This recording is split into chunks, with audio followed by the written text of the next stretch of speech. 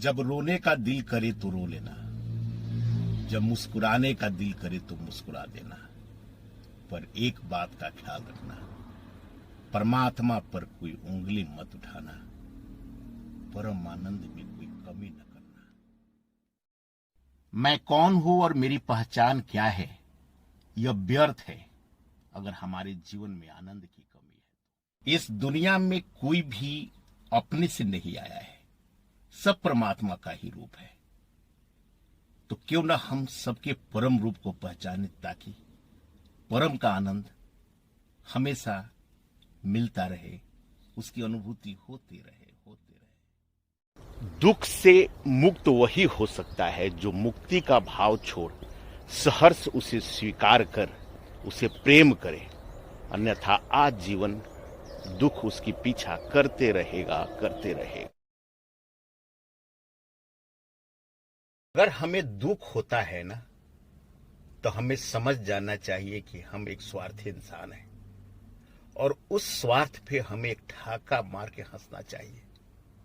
आपका दुख स्वतः समाप्त हो जाएगा। अगर हमें गुस्सा आता है तो हमें समझ लेना चाहिए कि हम एक अहंकारी अर्थात बेवकूफ इंसान हैं, जो व्यर्थ में इस अनमोल शरीर, अनमोल समय को बर्बाद कर रहा है।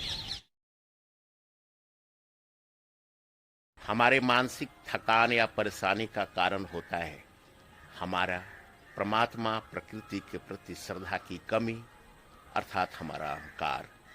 हमारा अहंकार ही हमें थकाता है, परेशान करता है। जब भी हमें मानसिक थकान होने लगे, परेशानी होने लगे, तो हमें समझ लेना चाहिए कि हमारी श्रद्धा परमात्मा प्रकृति के प्रति कम हो गई है, अर्थात अहंकार हम पे हावी हो गया है, क्योंकि अहंकार ही थकाता है, अहंकार ही परेशान करता है। बात का गांठ मान ले, जीवन में जब भी परेशानी आए ना, तो झूम झूम कर नाचने लगिए। आनंद के साथ यह स्वीकार कीजिए कि परमात्मा आपको परम आनंद की ओर ले जाना चाहता है, क्योंकि यह वही अवस्था है जिसमें खुद और खुदा दोनों का एहसास होता है, परम का एहसास होता है, परम आनंद का एहसास होता है। इस दुनिया में घटने वाली किसी भी घटना पर अगर हम उंगली उठाते हैं, तो वह परमात्मा की व्यवस्था पर उंगली उठाते हैं। कहीं हम नास्तिक तो नहीं है, और एक नास्तिक इंसान परम आनंद की कल्पना कैसे कर सकता है? न कुछ पाने की इच्छा हो, न कुछ खोने का डर, तो यह पूरा सृष्टि आपका अपना हो जाता है।